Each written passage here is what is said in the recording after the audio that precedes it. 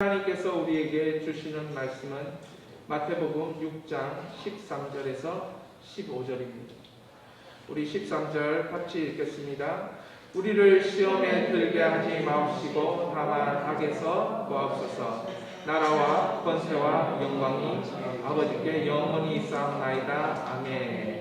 너희가 사람의 잘못을 용서하면 너희 하늘 아버지께서도 너희 잘못을 용서하시려니와 너희가 사람의 잘못을 용서하지 아니하면 너희 아버지께서도 너희 잘못을 용서하지 아니하리라. 오늘 하나님께서 이 말씀을 통해서 미래를 위해 기도하라, 미래를 위해 기도하라 이러한 제목으로 말씀의 은혜를 우리 가운데 허락하실 줄 믿습니다.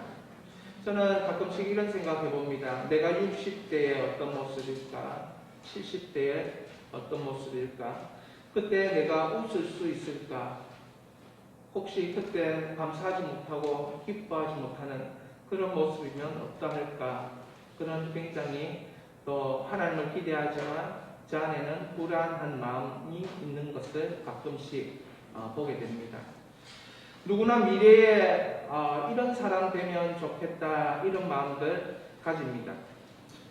어떤 분은 미래를 향해서 포기하는 분들 가끔씩 있습니다. 왜냐하면 지금까지 보냈던 과거, 지금 과거로 말미암아 지금 당하는 지금의 내 모습 딱히 잘 되는 것이 없어서 그런 포기하는 마음들을 가지는, 그래서 미래는 그냥 기본이라도 하면 좋겠네 이런 마음들을 가지는 것이죠. 그러나 오늘 우리 하나님, 우리 예수님께서는 시험에 들지 않고 악에서 보호해달라 기도하라고 가르칩니다. 이것은 미래의 시험을 이기게 해달라는 그런 기도입니다. 예수님은 하나님이 우리의 미래와 함께하고 계시다, 이것을 주기도를 통해서 가르치고 있습니다. 예수님은 하나님께서 우리 미래를 쥐고 계시기 때문에 하나님과 기도로 동행하라, 그것을 주기도로 가르쳐 주고 있는 것입니다. 그러면서 그 기도 가운데 응답하시는 분이 바로 우리 하나님입니다. 인간이 미래에 대한 불안을 갖지만 하나님을 만나고 예수 그리스도를 만나면 이 불안이 해결되어지는 은혜가 임하는 것입니다. 여러분, 예수님을 만나서 이러한 미래에 대한 불안을 해결하는 역사가 일어나기를 바랍니다. 예수님을 만나서 주기도를 배우고 주님께서 기도하라는 것을 기도하면서 시험과 유혹을 이 미래의 삶 가운데서 이겨나가는 여러분 되시기를 바랍니다. 하나님은 반드시 여러분을 지켜주실 것입니다. 시험을 이길 수 있도록 미래를 약속하셨기 때문에 여러분은 하나님의 능력으로 시험을 이기고 악에서 건져지는 역사를 경험할 줄 믿습니다. 그런데 이 미래를 위해서 기도하려고 할 때에 우리가 이 13절에 있는 한 단어를 좀 주목해서 생각해야 합니다. 그 단어는 바로 구하시옵소서라는 단어입니다. 우리를 시험에 들게 하지 마시옵고도 우리를 시험에 들게 하지 않도록 우리를 구하시옵소서, 이렇게 될 수 있습니다. 그러니까 구하시옵소서는 시험에서 구해달라, 악에서 구해달라 이렇게 연결이 되는 것이지요. 그런데 이 구하시옵소서의 뜻은 푼다, 해방한다, 끌어당긴다, 쇠사슬을 깨뜨린다, 뿌리를 뽑다 이런 뜻이 있습니다. 그러니까 시험을 푼다, 시험에서 해방된다, 악의 사슬을 깨뜨린다, 악을 뿌리 뽑는다, 시험에 빠지지 않게, 악에 빠지지 않게 하나님이 성령으로 끌어당겨 주신다, 이런 뜻이 구하시옵소서 안에 있는 거예요. 그러니까 여러분, 미래를 위해 기도할 때 첫 번째 기도해야 할 것은 시험에서 구하시옵소서, 악에서 구하시옵소서. 우리 한번 해보겠습니다. 시작. 시험에서 구하시옵소서, 악에서 구하시옵소서. 그런데 이 시험이라는 것에도 두 가지 뜻이 있는데요. 그 첫 번째 시험의 뜻은 창이나 막대기로 찔러 본다는 뜻이에요. 이것은 이 같은 경우는 사단의 역사로 유혹하는 악입니다. 세상에 악이 있고 또 사단이 악한 자로서 역사할 때 우리의 심령을 찌르고 우리의 삶을 찌르고 우리의 인생을 찔러버리고 그렇게 해서 우리가 넘어지도록 하는 거예요. 이러는 시험이 있다는 거예요. 이것은 우리를 타락시키기 위한 목적으로 우리 시험하는 거예요. 근데 이 시험이 또 다른 의미가 있는데 칼빈이 말한 게 있습니다. 우리를 검증하는 시험이라는 것입니다.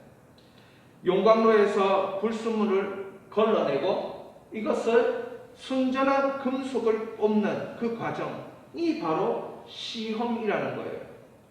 그러니까 이 과정은 시험이라고 말하지만 하나님께로부터 오는 시련이 되는 겁니다. 하나님께로부터 오는 시련. 하나님께로부터 오는 시련은 하나님 사람을 연단하고 하나님이 원하시는 곳으로 채우고 하나님이 원하시는 곳으로 데려갈 때에 시련을 주십니다. 여러분, 그러니까 시련은 반가운 거예요. 사단이 우리를 유혹하고 우리를 넘어뜨리게 하는 시험은 안 반갑지만 여러분의 인생에 시련이 온다. 이건 반가운 겁니다.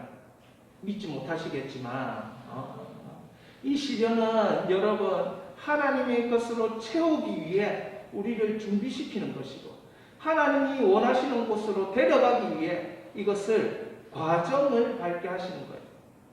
그래서 이 과정은 시간이 걸립니다. 이 과정은 인생의 큰 사건이 된다는 거죠. 아브라함도 이같이 큰 사건을 맞이하게 되었어요. 뭐냐면 아들 이삭 100세의 어떤 아들 이삭을 하나님 앞에 드리라. 모리아 산에 가서 하나님께 번제로 드리라. 하나님이 아브라함의 믿음을 검증하려고 할 때 창세기 22장 1절에 그 일 위해 하나님이 아브라함을 시험하시려고 그를 부르시되 이렇게 되어 있어요. 근데 22장 10절에 불러가지고 이 모리아산의 아들을 번제 드리는 그 순간 22장 10절에 보면 손을 내밀어 칼을 잡고 그 아들을 잡으려고 할 때 하나님은 아브라함아 보시면서 그 믿음이 검증되었다라고 말씀하시는 것입니다. 어떤 믿음으로 검증됩니까? 하나님은 아브라함을 죽은 자도 살리시는 부활의 주님을 믿는 믿음으로 준비되기를 원하셨습니다. 이것을 어떻게 알 수 있냐면은 모리아 산이 바로 이 다윗이 예배드리던 번제드리던 산입니다. 그리고 이 아리우나 타작마당이 솔로몬 성전이 지어지던 산이라는 거죠. 그 솔로몬 성전이 결국에는 골고다 십자가가 세워지는 언덕이라는 거예요. 그러니까 하나님은 아브라함에게 죽은 자도 살리는 부활의 믿음을 심어주기 위해서 그 부활의 능력을 알게 하기 위해서 아브라함에게 이 같은 믿음에 검증하는 사건을 주신 것입니다. 그러나 아브라함은 이 같은 하나님의 큰 경륜과 그 계획을 몰랐을 것입니다. 그러나 믿음으로 순종한 거예요. 그러기에 그가 부활의 믿음의 능력이 그 삶에 있는 것입니다. 저는 이 아브라함을 생각하면서 그러면 이 시험이라는 게 두 가지라고 하는데 사단이 하는 유혹의 시험과 하나님이 검증하는 시험, 이 시련이 같이 겹쳐지는 성경의 인물이 있다는 것을 발견하게 되었어요. 그 사람이 누구냐 하면 요셉입니다. 요셉에게는 사단이 공격하는 유혹과 하나님이 그 꿈을 이루기 위하여 시련을 함께 주시는 거예요. 겹쳐지는 것입니다. 함께 움직이는 것입니다. 창세기 37장 19절 20절 읽겠습니다. 서로 이르되 꿈꾸는 자가 오는도다. 자, 그를 죽여 한 구덩이에 던지고 우리가 말하기를 악한 짐승이 그를 잡아먹었다 하자. 그의 꿈이 어떻게 되었는지 우리가 볼 것이니라 하는지라. 여러분, 어떤 말을 하고 있습니까? 그의 꿈이 어떻게 되는가 볼 것이니라. 여러분, 이 말은 형제가 하는 말이 아니에요. 이 말은 사단이 하는 말이에요.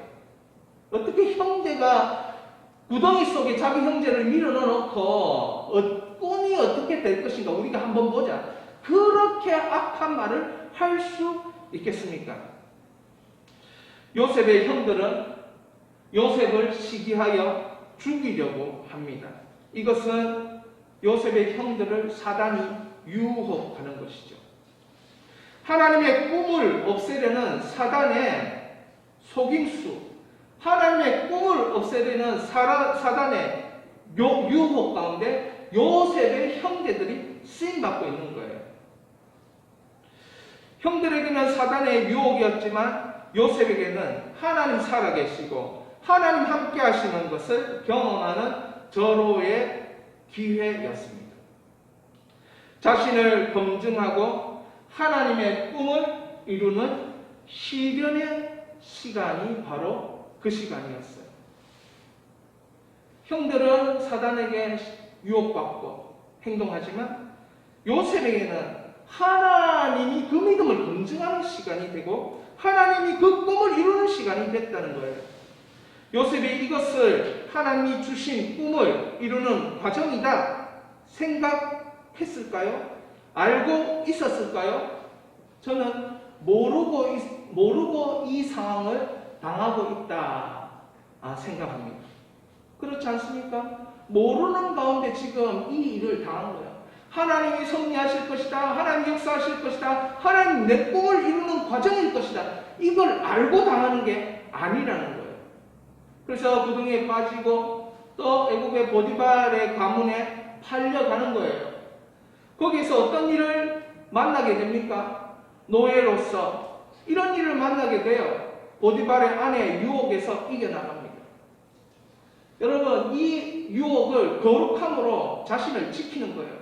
사단의 유혹은 이 보디발의 아내에게 있었어요. 그러나 이것이 요셉에게는 이 사단의 유혹이 아니라 요셉에게는 하나님의 꿈을 이룰 수 있는 시련의 과정이었어요. 여러분, 어떻게 반응하느냐에 따라 만약에 그 유혹이 나에게도 좋게 보이고 그 유혹을 나도 함께 저지르고 이렇게 되면 유혹에 넘어가서 사단에게 넘어가서 사단이 우리를 죽여버리는 일이 일어나지만 그것이 유혹이라 깨닫고 하나님 앞에서 거룩함을 지키기 위하여 태도를 달리 하면 그 사람에게는 하나님의 뜻을 이루어가는 하나님의 꿈을 이루어가는 시련의 과정이 된다는 것입니다. 그런데 어떻습니까? 그 시련을, 그 유혹을 거룩으로 이겨냈는데 요셉은 감옥이라는 오해의 결과로 들어가게 되었어요. 감옥이라는 오해의 결과로 들어갈 때 하나님, 나는 거룩했는데요. 나는 하나님 말씀 지켰는데요.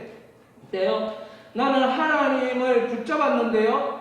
왜 나는 오해의 결과로 들어가게 됩니까? 오해의 감옥으로 들어가게 됩니까? 요셉이 이때 하나님이 주신 꿈을 이루는 과정이다 알았을까요? 아니요, 몰랐습니다. 모르고 겪고 있었습니다. 요셉에게 무엇이 필요합니까? 요셉에게 믿음이 필요하죠. 요셉은 감옥이라는 시험의 결과로 들어가게 되었습니다. 여러분, 감옥이라는 시험의 결과를 여러분 마주하신다면 마음이 어떻겠습니까? 이때 요셉의 태도가 중요합니다. 이 태도가 믿음의 태도예요. 더욱 하나님을 바라보고 하나님을 믿음으로 견디고 기도함으로 이 순간을 전진하는 것, 그것이 바로 요셉의 태도였습니다. 그러니까 요셉의 삶을 통해서 어떤 일을 하나니 행하십니까? 유혹이 아니라 그것을 하나님 앞에 시련으로 받아들일 때 이 같은 일이 일어나는 것입니다. 함께 읽습니다. 시작. 시련을 통해 애굽의 총리라는 도구로 언약의 백성을 먹여 살리고 애굽이라는 세상을 먹여 살리는 결과로 축복하심. 그렇습니다. 이렇게 축복하심이에요. 시련을 통해 애굽의 총리라는 도구로 언약의 백성을 살리고 애굽이라는 세상을 먹여 살리는 결과로 하나님이 축복하십니다. 여러분, 여러분에게 주어진 결과가 때로는 오해의 감옥이 될 수 있습니다. 우리에게 주어지는 결과가 하나님 앞에 거룩하게 살아났는데 감옥이라는 시험이 올 수 있습니다. 여러분, 그게 끝이 아니라는 것을 믿을 수 있기를 바랍니다. 하나님 앞에서 그것이 끝이 아니고 결국은 하나님은 시련을 통해 특별한 도구로 만들어서 언약의 백성을 먹여 살리고 세상 백성을 먹여 살리는 결과로 축복하시는 것입니다. 그래서 시험에서 구하시옵소서, 악에서 구하시옵소서, 미래를 위해 우리 예수님 기도하라고 말씀하시는 것입니다. 할렐루야. 여러분들에게 시험에서, 악에서, 여러분의 미래에 이 다가오는 그 시험과 악에서 구해달라 기도하시기를 바랍니다. 마귀는 우리를 유혹하여 죽이려 합니다. 그러나 하나님은 우리에게 시련을 통해서 어떤 오해의 결과가 있어도 믿음으로, 기도로 시련의 시간을 이겨내면 결국 하나님의 꿈이 이루어지는 거예요. 사단의 전략은 한 사람에게 하나님의 꿈이 있는데 그 꿈이 이루어지지 않도록 하는 게 사단의 전략이고 사단의 속임수예요. 여러분, 우리의 미래를 위해 마귀의 속임수를 영적인 전쟁으로 바꿀 수 있어야 합니다. 여러분, 마귀의 속임수는 유혹이죠. 보암짓도 하고 먹음짓도 하고 만지고 씹기도 하고 이런 유혹이에요. 그런데 그 유혹을, 그 속임수를 우리는 영적 전쟁으로 바꾸어야 합니다. 영적 전쟁으로 바꾼다는 것은 기도를 하는 것을 의미합니다. 우리를 시험에 들지 않게 구하시옵소서, 우리를 악의 유혹의 속으로 이끌리지 않도록 구하시옵소서, 우리를 악에 빠지지 않게 구하시옵소서. 이러한 영적 전쟁으로 기도를 시작하는 것을 말합니다. 우리는 평생에 걸쳐서 우리의 육신의 욕심과 싸워야 합니다. 안목의 정욕과 이생의 자랑과 그리고 많은 세상의 것들과 시스템과 싸워야 합니다. 그것은 우리에게 영적인 전쟁입니다. 마귀는 끊임없이 우리가 오판하도록 유혹합니다. 마귀의 속임수입니다. 이때 여러분, 영적 전쟁을 하기 싫어하는 사람이 있습니다. 그러면 속는 겁니다. 그러면 넘어가는 겁니다. 사랑하는 여러분, 저도 20대에 영적 전쟁 얘기할 때, 야, 이런 거 말하면, 사람이 부담스러워서 어떻게 사나? 맨날 영적 전쟁이가 그러면, 뭐든지 할 때마다 영적 전쟁 하면, 순간순간 영적 전쟁 한다면, 전쟁에 긴장 안 할 사람 어디에 있습니까? 항상 긴장해야 되니까, 이런 단어 진짜 듣기 싫더라고요. 여러분 듣기 싫습니까? 듣기 싫으면 유혹에 넘어갈 수 있습니다. 그러니까 나의 삶에 영적 전쟁이 있다라는 걸 인정하셔야 되는 것입니다. 우리가 그 마귀의 시험에 넘어지고 휘둘리지 않기 위하여 우리가 하나님 앞에 기도하면서 영적 전쟁을 시작하셔야 됩니다. 이렇게 영적 전쟁을 하시는 것입니다. 우리의 미래를 위해 유혹이 나에게 시련이 되게 해달라 기도하십시오. 여러분, 뭐라고 기도하십니까? 시련 되게 해달라. 이 설교를 들으시면서 시련이라는 의미를 잘 모르면 진짜 이 스트레스 받을 것입니다. 이런 시련은 뭡니까? 하나님의 것으로 채우시기 위해서 나를 만들어가는 과정이 시련입니다. 단련입니다. 하나님이 원하시는 목적지로 나를 데려가기 위해서 나를 단련하는 것이 시련입니다. 그러니까 우리가 어떻게 기도해야 됩니까? 함께 읽어보겠습니다. 시작. 우리의 미래를 위해 유혹이 나에게 시련되게 해달라 기도하십시오. 우리의 미래를 위해 믿음으로 시련의 시간을 이겨내도록 구하십시오. 결국 요셉처럼 하나님의 꿈이 이루어질 줄 믿습니다. 아멘. 칼빈은 이런 말을 했어요. 역경에 있어도 시험받고 형통함에 있어도 시험받는다. 이런 말을 했습니다. 여러분, 이 말을 한 이유가 이거예요. 그 둘 모두 이전에 감추었던 우리의 속내를 드러내주는 계기가 되기 때문에 이 둘 다 시험이 된다는 거예요. 여러분, 시험 받으면, 어려움 당하면 그것이 역경의 시험이다. 이러면 어떤 마음이 드냐면, 나를 하나님이 왜 시험하냐? 이 속내가 드러나는 속내가. 여러분, 형통하면 이 형통하니까 또 어떤 마음이 드냐면 더 잘되고 싶은 마음, 더 이루고 싶은 마음, 더 뭔가 더 하고 싶은 마음, 이런 마음이 생겨요. 그런 것들이 시험이라는 시험. 그러니까 이 역경도 시험이고 형통도 시험이에요. 사람의 속내가 다 드러나기 때문에. 그래서 저는 그런 생각이 들었어요. 여기 적힌 것처럼 시련이든 유혹이든 이겨내면 우리의 미래의 결과는 아름답다는 거예요. 여러분, 반드시 이겨내요. 이건 뭐 내 가족들을 위해서 이겨내는 그런 것도 있어야 되겠지만 내 자신이 지면 아무것도 없어요. 무슨 말인지 이해갑니까?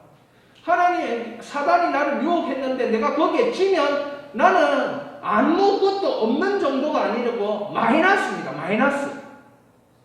그렇지만 이 유혹에서 이겨서 시련으로 바꾸면 플러스 하나로 끝나는 게 아니에요. 플러스 하나로 끝나는, 한 개만 더 주어지는 게 아니에요. 하나님의 모든 것이 나에게 주어지는 그런 은혜가 임하는 겁니다. 우리나라의 초등학교 교육 6년, 중고등학교 교육 6년, 12년이에요. 이 12년을 다 가만히 살펴보면 배우고 학교 가서 배우고 시험 치는 거, 이거 반복이거든요. 배우고 시험 치고 배우고 시험 치고. 그러니까 이게 얼마나 스트레스예요. 그게 다 외워집니까? 그죠? 근데 이걸 배우고 시험 치고 배우고 시험 치고, 이 과정 중에 앞으로 내 인생의 결과를 위해서 지금 이건 시련이야. 그리고 하나님이 나에게 주시는 과정이야. 이걸 믿으면 어떻게 됩니까? 좋은 미래를 받게 되는 결과가 아름답게 된다는 것입니다. 우리 예수님께서는 이와 같이 이 13절에 있는 기도를 하게 하시면서 미래의 결과를 아름답게 하기를 원하셔요. 왜 우리의 미래의 결과를 아름답게 하려고 하십니까? 저는 이 주기도문에 6가지 하나님 자녀들을 위해서 기도를 가르치시는데 그 6가지를 가만히 생각해 봤습니다. 한번 읽어볼까요? 하나님의 이름을 거룩하게, 하나님 나라를 세우기 위해, 하나님의 뜻을 이루기 위해, 그 다음에 나의 현재, 나의 과거, 나의 미래를 위해 기도함으로 승리할 수 있다라고 예수님께서 축복하시는 거예요. 이런 기도해라. 그러면 네가 승리할 수 있어. 어디에? 하나님의 이름을 거룩하게 하는 삶에 승리하고, 하나님 나라를 세우는 삶에 승리하고, 하나님의 뜻을 이루는 삶에 승리할 수 있어. 너희 현재 기도하면 너희 현재의 승리를 줄 것이고, 과거의 그 묶임에서 풀려날 것이고, 미래를 위해 기도하면 승리, 하나님의 은혜의 열매가 기다리고 있어. 하나님께서 하나님 자녀들에게 복되게 살라고 이렇게 주기도를 가르쳐 주셨어요. 잘 살아야 돼. 잘 살아야 하는 거야. 꼭 잘 살게 될 거야. 이것만을 위해서 주기도를 가르쳐 주셨을까요? 물론 이것이 포함됩니다. 그러나 하나님의 영광을 나타내기 위해서 미래를 위해 기도해라 가르치고 있는 것입니다. 사랑하는 여러분, 나라와 권세와 영광이 아버지께 영원히 있사옵나이다. 아멘. 이 땅에서 하나님의 영광을 나타내기 위해 주 기도를 예수님이 가르쳐 주신 것입니다. 예수님은 우리에게 하나님의 영광을 구하고자 하는 마음을 불붙이기 위해서, 여러분 주기도를 잘 하면, 주기도를 매번 하면, 제가 옛날에 해운대 해운대 부흥 우리 부산 부흥 대회가 있었잖아요. 그때 마지막 마치면서 주기도를 모두 서서 한 20만이 모여서 서서 주기도를 7번 했거든요. 하늘에 계신 우리 아버지 목철 굉장히 막 믿음으로 선포하듯이 7번을 했는데, 7번을 하면서 막 그 땅이 진동하는 것 같은 그런 역사가 있었던 것을 기억합니다. 하나님은 이 땅에서, 예수님이 이 땅에서 주기도를 하면서 이 6가지를 이루면서 하나님의 영광을 맛보기를 원하셨습니다. 그래서 나라와 권세와 영광이 아버지께 영원히 있사옵나이다. 아멘. 이렇게 끝이 나도록 주기도를 가르치고 있습니다. 여러분, 나라가 뭡니까? 나라는 하나님의 통치가 이루어지는 것입니다. 우리가 소망하는 나라는 하나님의 통치가 임하여서, 하나님의 인재가 임하여서, 하나님의 질서가 있고 하나님의 지혜가 있는 그 나라, 하나님의 열매를 맺는 그 나라를 우리가 소망하는 거예요. 그 나라를 소망하라. 나라와 권세와, 이렇게 시작하는 겁니다. 여러분, 내가 통치하면 질서가 사라집니다. 하나님의 지혜가 사라지는 거예요. 그래서 하나님의 회복이 있는 그 나라를 우리가 소망하는 겁니다. 권세가 무엇입니까? 권세는 하나님 나라 되게 하는 권세입니다. 세상 나라를 살아갈 때 하나님 나라를 경험하는 것, 그게 권세입니다. 하나님의 권세 안에 살고 있다는 것이죠. 여러분, 나의 삶은 하나님의 권세로 변화시킬 수 있습니다. 여러분, 이곳에 하나님의 권세가 임하게 해주십시오. 여러분, 기도하라는 겁니다. 그 끝을 예수님이 가르쳐 주시는 것입니다. 권세와 영광, 권세가 임하게 해달라고. 주여, 나의 사업의 일터에 주의 권세가 임하게 해주십시오. 주 안에서 잘되게 해주십시오. 그 권세가 필요합니다. 그래서 그 권세를 선포하라는 것입니다. 예수 안에서 살 수 있는 하나님의 권세가 있습니다. 내 생각, 내 마음, 내 삶, 내 말이 예수 안에 있도록 하는 그 권세, 예수님을 바라보면서 다르게 해석할 수 있는 그 권세. 세상은 그걸 바라보면서 세상의 분석으로, 사회적인 어떤 이론으로 해석하지만, 나는 예수님 바라보면서 예수 안에서 성령을 통하여 해석하는 능력이 나에게 있는 그 권세가 있다는 것입니다. 사랑하는 여러분, 그 믿음의 권세를 사용할 수 있기를 바랍니다. 세 번째, 영광입니다. 영광, 제가 다른 쪽으로 또 말씀드릴 것이지만 얼마나 영광스럽겠는가 질문해 보십시오. 내가 이렇게 살 수만 있다면 얼마나 영광스럽겠는가. 하나님이 내 삶에 이것을 허락하신다면, 내 자녀가 이렇게 살 수만 있다면 내가 얼마나 영광스럽겠는가. 이 질문을 해보시라는 겁니다. 그러면 여러분, 그것 때문에 하나님의 영광을 위해서 기도 안 할 수 없는 것입니다.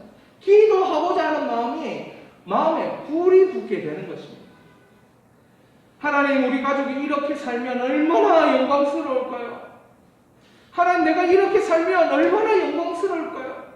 하나님, 내 인간관계 가운데 이렇게 되면 얼마나 하나님께서 영광을 받으실까요? 이런 질문이 여러분에게 있기를 바랍니다. 이것이 중단됨 없이 영원히 계속되는 것이에요. 그런데 이게 사람마다 틀리다는 것을 저는 발견합니다. 다윗은 하나님의 언약을 받은 하나님의 언약의 백성이었어요. 솔로몬도 그랬어요. 그런데 솔로몬은 그런데도 불구하고 끝까지 그 언약이 계속 이어지는 것에, 이 중간쯤에 가서는 하나님의 영광을 방해하는 일들이 솔로몬의 삶에서 일어납니다. 그것은 많은 이 다른 나라 이 공주들과 결혼하면서 정략적으로 결혼하면서 우상이 들어오면서 하나님의 영광을 가리는 것이에요. 이 사람이 하나님의 영광이 영원히 갈 수 있는데 사람이 그걸 자꾸 우리의 자학으로 부패함으로 가로막는 것입니다. 사랑하는 여러분, 그러나 하나님의 본심, 예수님의 본심은 그 영광이 영원히 임하는 것입니다. 그런데 솔로몬이 이런 부족함이 있었지만 어떻습니까? 그럼에도 불구하고 하나님이 계속 지키시고 함께 하시고 은혜를 베푸시는 사건들은 계속 이어진다는 것들을 발견할 수 있습니다. 마지막으로 아멘입니다. 이 기도는 진실하다, 충실하다, 이 뜻이 아멘이에요. 여러분 한번 따라해 볼까요? 진실하다, 충실하다. 너희는 이렇게 기도하라. 이 기도는 진실하고 충실한 기도이기 때문에 그대로 우리의 삶에 이루어진다. 이것이 아멘입니다. 그러므로 여러분 아멘이 되도록 기도를 해야 합니다. 우리의 미래에 하나님의 영광이 나타날 때 하나님께 그 영광을 올려드리는 기도, 하나님이 우리의 기도를 온전한 향기로 받으신다는 믿음 여러분 있으시기를 축원합니다. 그래서 요한계시록은 이런 말을 하고 있어요. 같이 읽겠습니다. 그 어린 양이 나와서 보좌에 앉으신 이의 오른손에서 두루마리를 취하시느니라.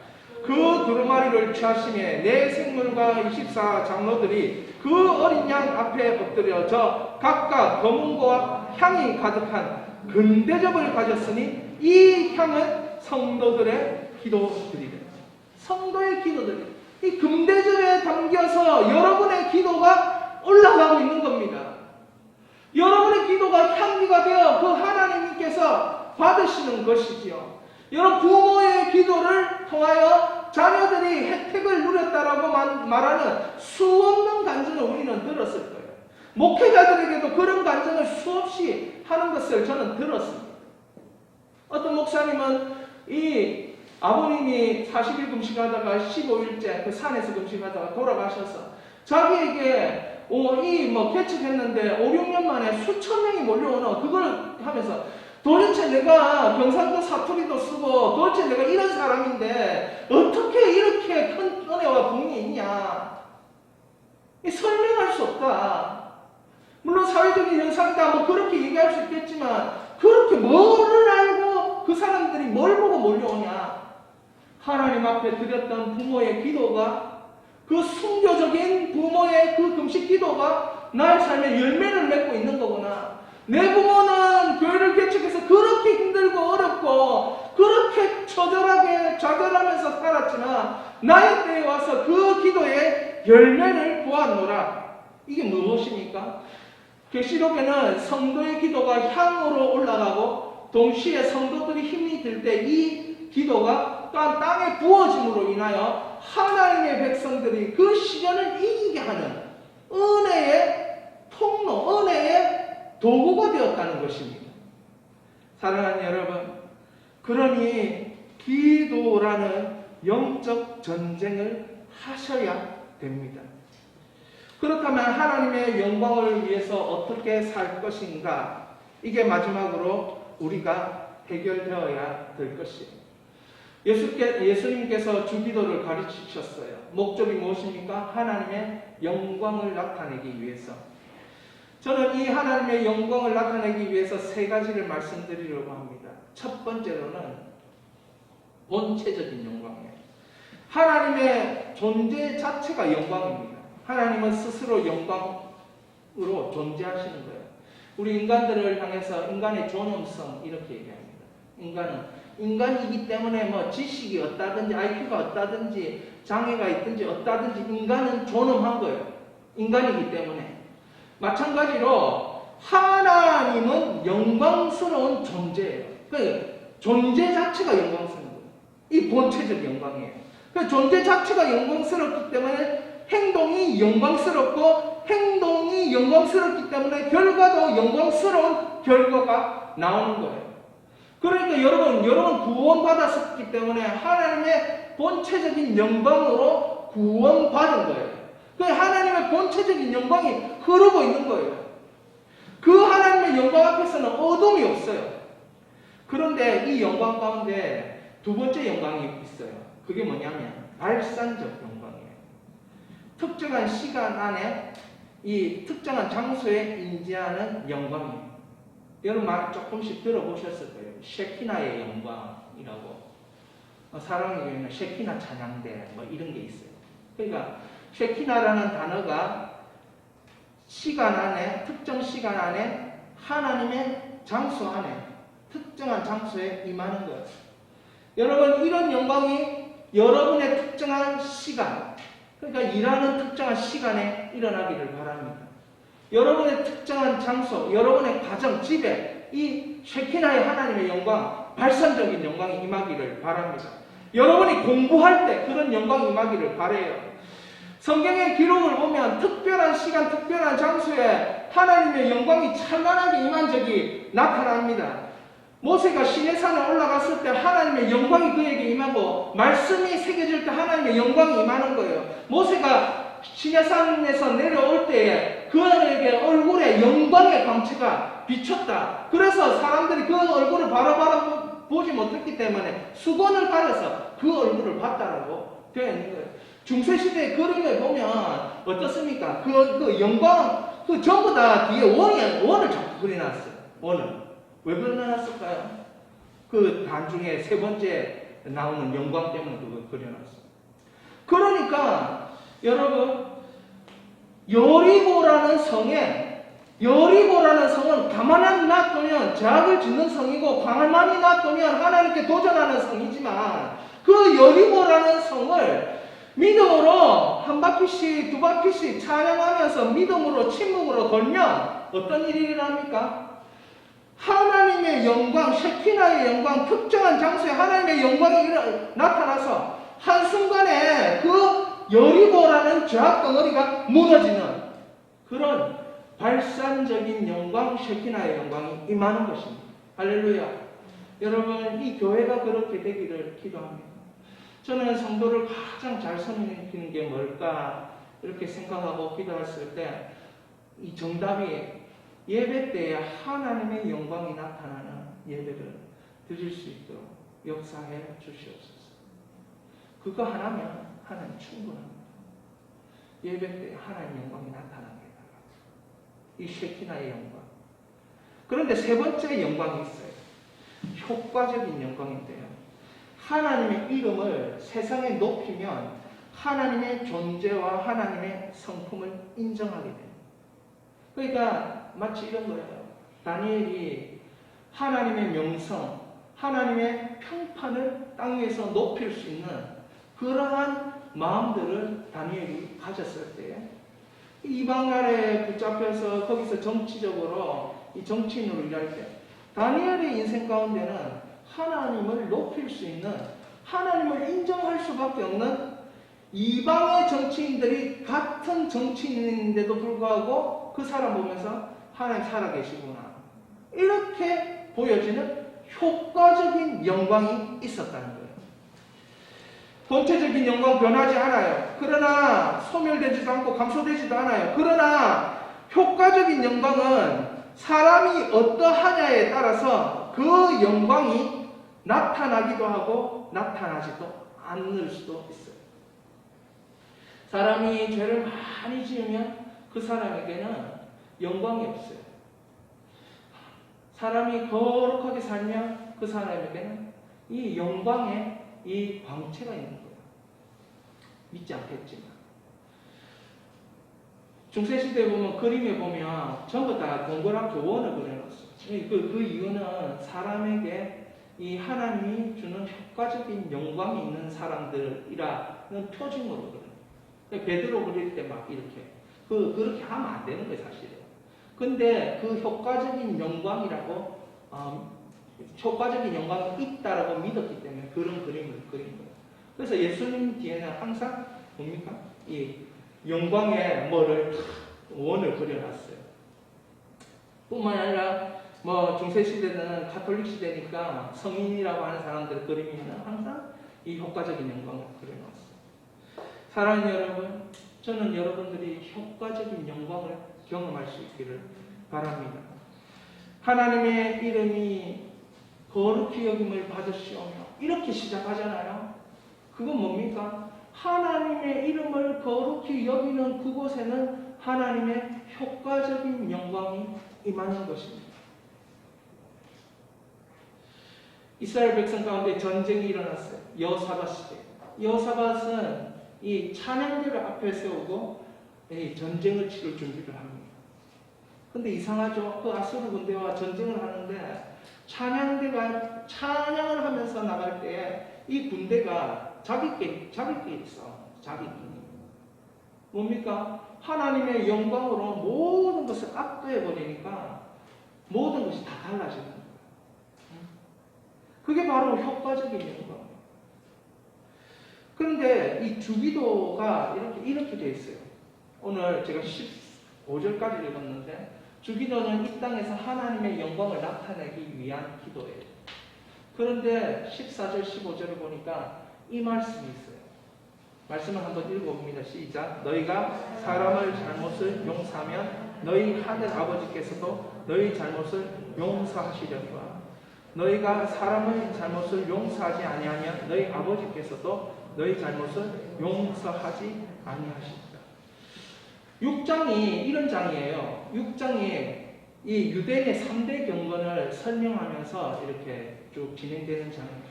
그러니까 구제를 설명하고 그 다음에 기도를 설명하고 금식을 설명해요. 이 3대 경건이에요.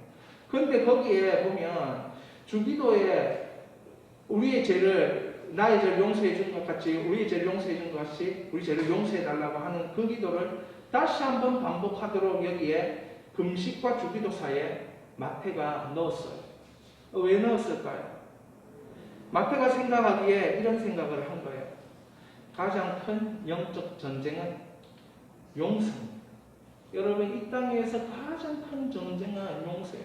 내가 용서 안 되는 사람도 있어요. 상대방이 용서 안 되는 사람도 있어요. 이 나라가 용서 안 되는 사람도 있어요. 그러니까 자기 이 용서가 가장 큰 영적 전쟁이에요. 왜 그러나? 하나님은 우리 아버지시기 때문에. 여러분, 부모가 형제들이 싸우면 부모가 보기 좋습니까? 그런 거 아니잖아요. 그러니까 형제들끼리 서로 사랑, 서로 용서.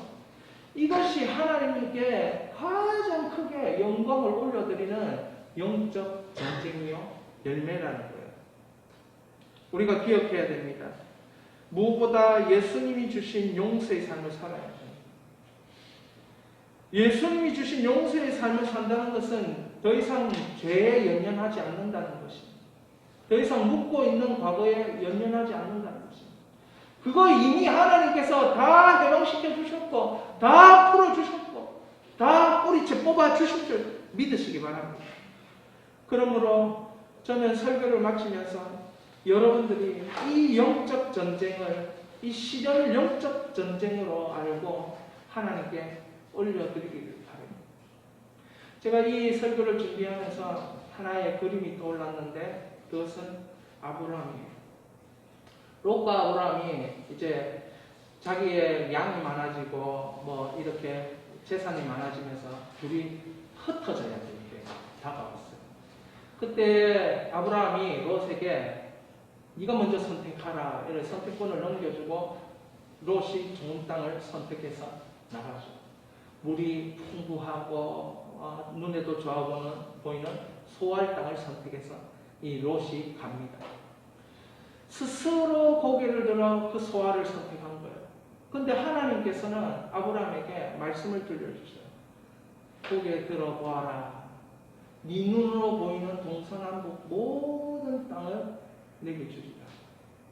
스스로 고개 든 사람과 하나님이 고개 들게 하신 사람은 다른 거예요.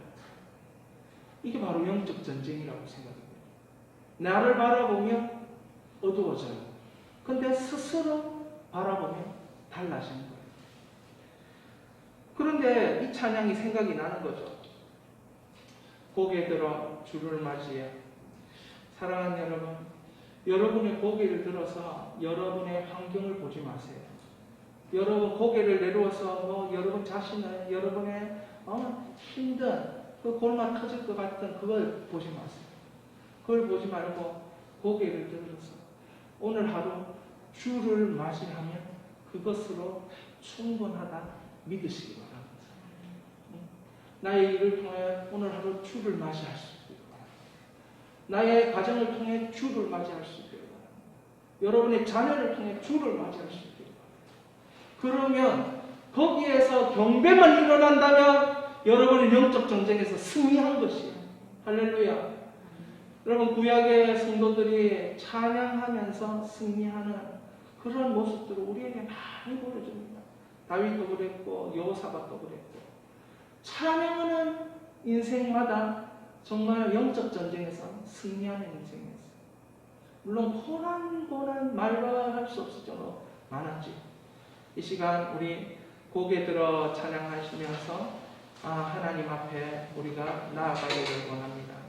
고개 들어 주를 맞이해 엎드려 경배하며 찬양 주님께 영광 왕의 위엄을 신령과 진정한 찬양으로 영광 돌려 만왕의 왕께 우리 찬양하면서 기타 반주에 맞춰서 찬양하겠습니다.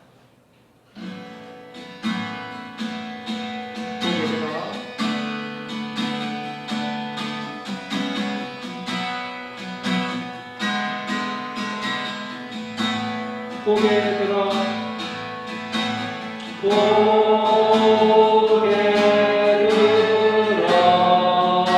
불을 좀 떠보세요. 술 마시네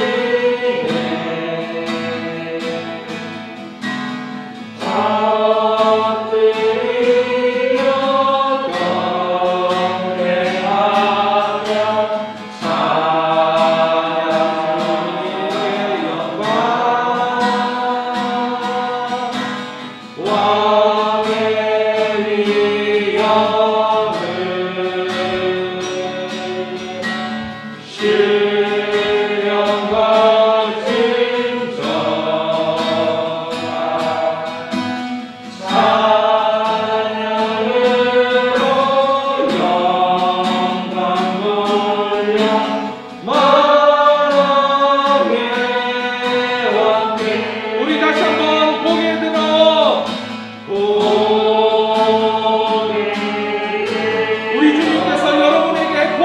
경배하며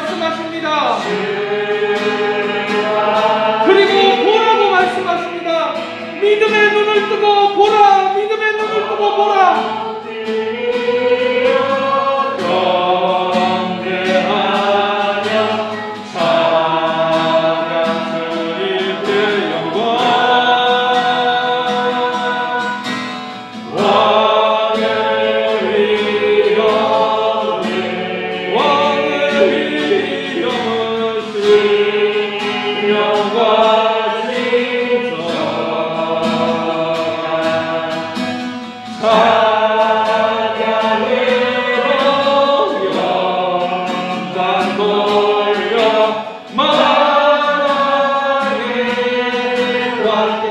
여러분 시련의 현장에서 다시 한번 고개 들어 찬양합니다. 영적 전쟁에 승리하신 걸 믿으시기 바랍니다. 술 마시네